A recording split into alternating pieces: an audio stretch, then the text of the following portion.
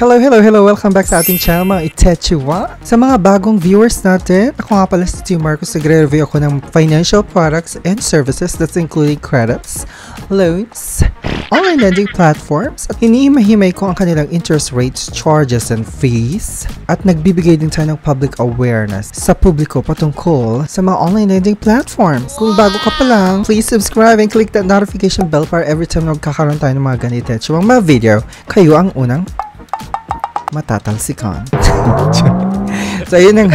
Sa mga hindi pa nakapanood ng previous video ko, puntahan nyo na at panoorin nyo ang ating previous video. May mga playlist din tayo dito kung gusto nyo matuto about mga ola-ola at mga loan sharks. And sa mga legit naman na gusto nyo jutangan, i-check nyo muna yung playlist na Itechua. Nagbibigay din tayo ng giveaway sa ating mga masugid na viewers. Kagaya na Kuya Ate o na-claim na nila ang kanilang prizes.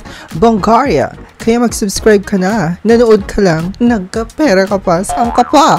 Kay Team Marcos Canor!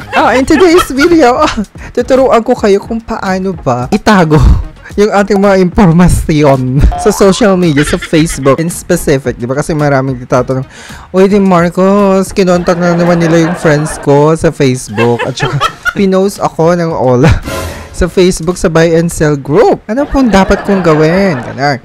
So, ito na, ituturo ko sa inyo kung paano mag-private ng kaimpormasyonan sa Facebook. Kasi may mga post tayo na naka-public, tapos ang ginagawa ng all agents, pinupuntahan yung profile ninyo, tapos sinishare nila yung post mo, tapos doon nagko-comment din sila. So, di ba, nakakaloka yun. At nakakaya, pinapahiya talaga kayo sa inyong mga pamilya or friends. So, ito, kunwari, ito yung Facebook profile mo. Okay? Ito yung feed, di ba? Nakikita mo yung feed. So, punta na natin. Check nyo muna yung profile ninyo. So, kunwari ako ito. Kunwari may mga nakalagay na detalye dyan. Current city, workplace, school, hometown.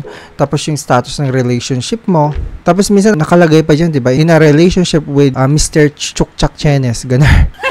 Tapos, ayun, tapos yung mga post ninyo, kunwari ito. Okay, let's say, for example, itong post na to, na kunwari nasa labas ka, kumakain ka sa Jollibee, BGC Triangle, nakatag pa talaga yung geolocation.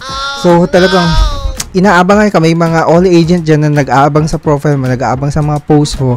Saan kayo itong hitad na to? Saan kayo ito nang naglalamyari? Ba't hindi nagbabayad ng jutang niya? Bakit ini-ignore niya yung tawag at text ko? Ma-check nga ang Facebook niya. Mas hilip nga ang Facebook post ng Itechuang to. Sabi ng all agents sa inyo. O, lagot tayo dyan. Ngayon, nakita niya na may naka-public post ka. Tapos, nandito ka pala sa BGC, sa Jollibee BGC ngayon. 54 minutes ago, tita. O, di ba ngayon? Di mo alam, taga-BGC pala tong all agent na to. Pinuntahan ka, tita. So, kaya nga mag-iingat kayo sa mga public post na yan. So, ang gagawin mo para, pwede mo naman i-recall, puntahan mo yung past na, yung previous post mo sa Facebook. Masalimuot to. Kasi nga, sobrang dami mo ng post sa social media, sa Facebook in particular. Tas ang dami mo naka-public post. Tas hindi mo nakita, hindi mo napansin, hindi pala naka-private itong mga post na ite. O, nakita ng all agent, tita. Talagang i-stock ka na ng bonggang-bongga.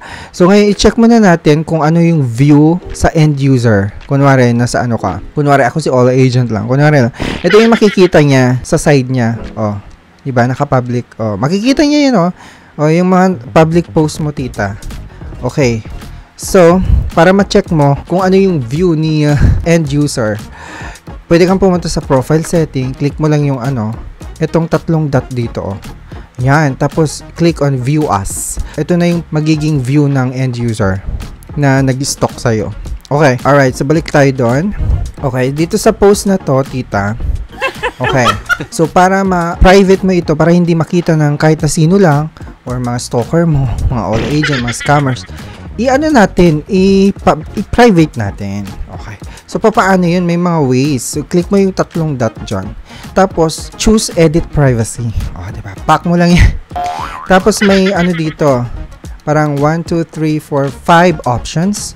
So, may public, friends except, ganun. Specific friends lang, tapos only me. O, diba? So, kung hindi mo naman friends, si all age, sino bang tanga dito na mag-a-add ng all agent as friends, hindi ba? So, kung hindi naka-add dyan, check nyo muna baka mamaya kung sino-sino ina-add nyo. So, number 1 din yan na reminder ha, huwag kayong basta-basta mag-confirm ng friend request ng kung sino-sino na hindi nyo naman kilala. Lalo yung mga bagong account lang na kakagawa lang. Mali yung mga Ola agent pala yon na gumawa ng ano nyo, na gumawa kamakailan lamang. O kaya, nanggagaya ng profile picture, hindi nyo kalain na Ola agent pala, kinopya lang yung profile picture sa kapamilya nyo or friend, nagpapanggap na relatives, yung mga ganun, uutangan kayo, mga ganun.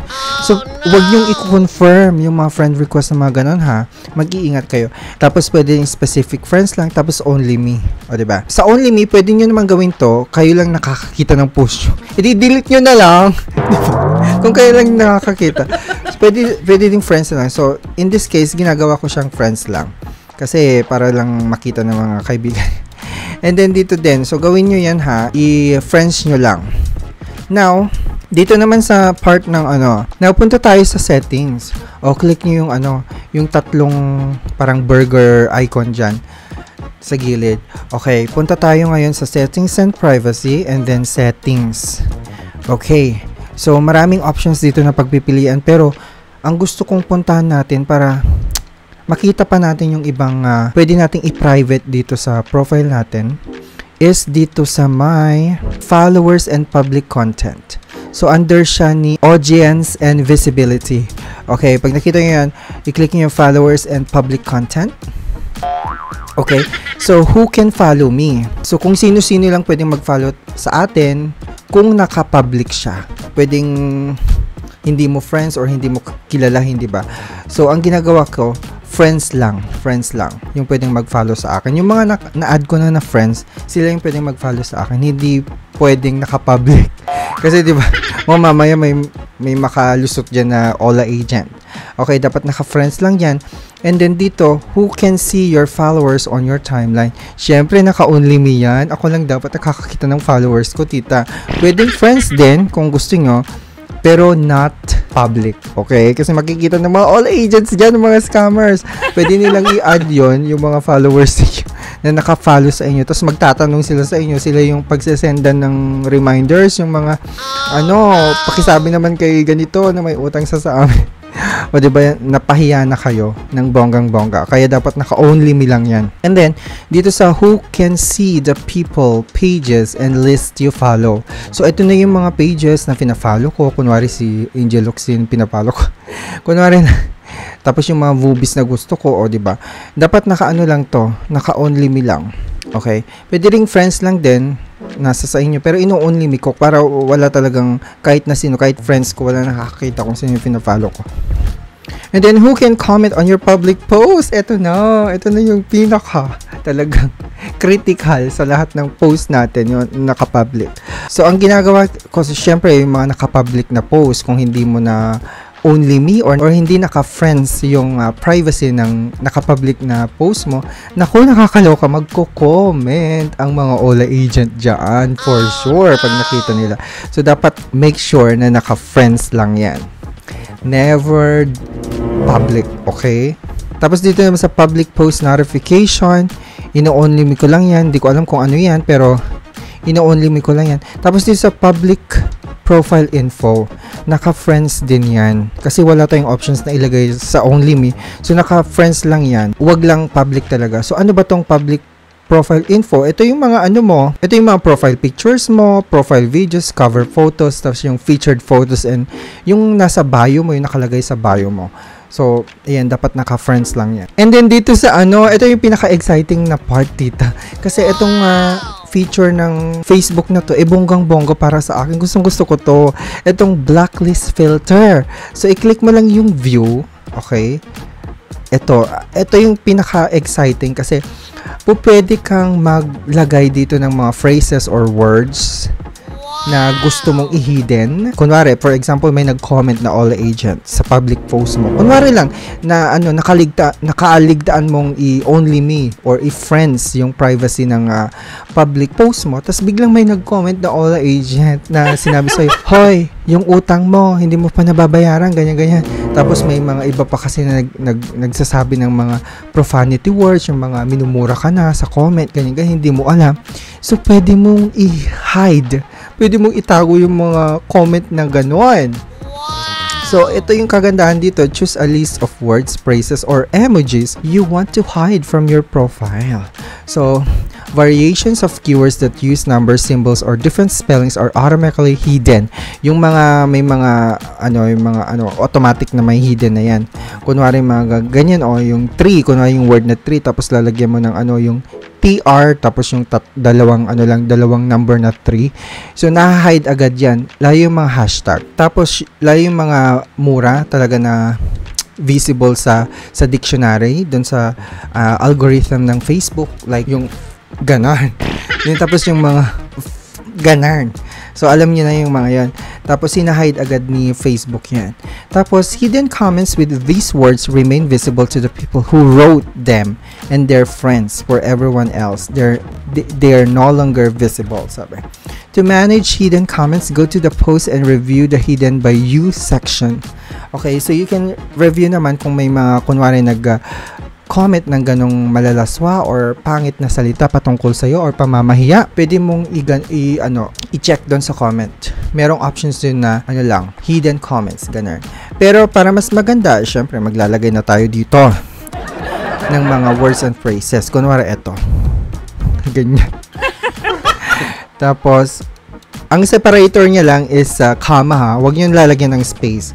Basta rekta na agad na pwedeng 2 words tapos ang separator is comma, gaya ng ginagawa ko. Tapos hindi ko nilalagyan ng space. Okay, magbayad ka ng utang mo. No. Scammer ka. Ganyan. Bayaran mo utang mo sa company namin. Bakla ka. Pokpok. Mga ganyan. So, kunwari ganyan ha. So, ayan na yon. And then, isi-save ko na yan. Para kunwari pag may mga nag-comment na ganyang mga pangit na salita, negative thing about me, di ba naka-hide siya, hindi makikita ng kung sino-sino lang. Okay, so ganyan na siya. Ayan siya.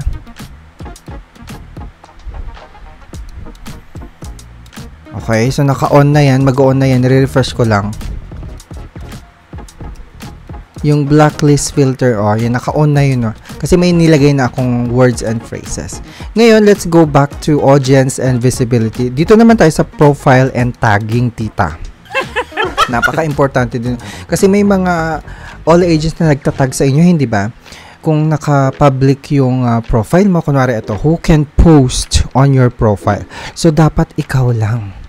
Hindi pwede ang friends, pwede naman siguro friends kapag, kunwari, malapit na ang birthday mo, tapos i-greet ka nila, magpo-post sila doon. So, ang ginagawa ko, fini-friends ko lang to, ino-on ko lang to as friends, kapag malapit na yung birthday ko, siguro mga a day before ng birthday ko, fini-friends ko yan, binabalikan ko tong setting na to, tapos fini-friends ko. Pero, after siguro mga 2 days, after 2 days ng birthday ko, ino-only me ko na agad to. Para wala makalusot na all agent. And then, dito sa who can see what others post on your profile. Okay, pwedeng everyone, friends of friends, tapos may only me din dyan. So, sa akin naka-only me lang din to. Why? Kasi, yung mga nag-greet sa akin sa birthday ko, na hindi ko friends, makikita nila kapag naka-everyone yan, tita. O, diba? So, talagang imi-message ng mga all agent itong mga nag-greet sa akin ng happy birthday. Kunwari, diba, mga relatives ko or friends or co-workers. O, delikado na yan. So, dapat naka-only me lang yan, tita. Tapos, dito, sa tagging, ito naman, may mga nagtatag sa inyo. Diba? Lalo sa mga buy and sell group, tapos tinatag kayo, who can see post your tag in your profile.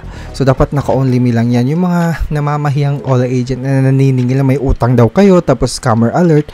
So, nagtatag sila, hindi ba? So, instead of you deactivating your Facebook, wag nyo nang i-deactivate yung Facebook. Kung sayang yung yung pagkakataon na nagagamit natin yung social media in a good way. Diba? So, i-only me yun na lang. So, only me. Yan. Para safe tayo. And then, when you're tagged in a post, who do you want to add to the audience of the post if they can't already see it? So, basta ito ginagawa ko, only me lang. Only me lang din yan. Okay, so yun yung mga napaka-importanteng bagay para hindi tayo silip ng mga all agent or mga scammers. At meron din ditong blocking feature. Pwede din kayo mag-block dyan. Kunwari yung mga na-aksidente yung na-add na friend na hindi nyo alam, all agent pala. I-block nyo dyan. O, i-search nyo lang dyan, tita, yung name or yung email, tapos mabablock na yan dyan. So, yun napaka-importante ha, mga Itechi Warrior, na i-private ang ating Facebook profile. Lalo sa mga panahon na ito, marami mga scammers na nagkalat dyan. Lalo yung mga all agents, hindi nyo kilala, hindi ba? May mga nagpo-post ng mga link ng profile ninyo, tapos tinatag kayo, tapos sinishare sa buy and sell group. So, instead of you deactivating your Facebook, sabi ko nga, i-only me nyo na lang, i-private nyo na lang yung mga importanteng bagay dyan. Okay? Well, nasa sa inyo naman na kung talagang medyo hindi nyo na kaya yung at gusto nyo mag-deactivate ng Facebook, by all means gawin nyo. Wala na makakapigil sa inyo, hindi ba? Binibigyan ko lang naman kayo ng options kung ano yung pwede nyong gawin, kaya nyong gawin sa ending nyo para hindi kayo mapahiya ng mga Ola agent sa SOCMED. Please hit the like button and share this video. Kung nakatulong itong video na ito, maraming salamat. Pa-comment naman sa mga nakapag-try ng if private ang kanilang settings dito. Shout out din pala sa mga masugid nating mga viewers. Maraming salamat sa inyong lahat. Please don't forget to subscribe. Bye!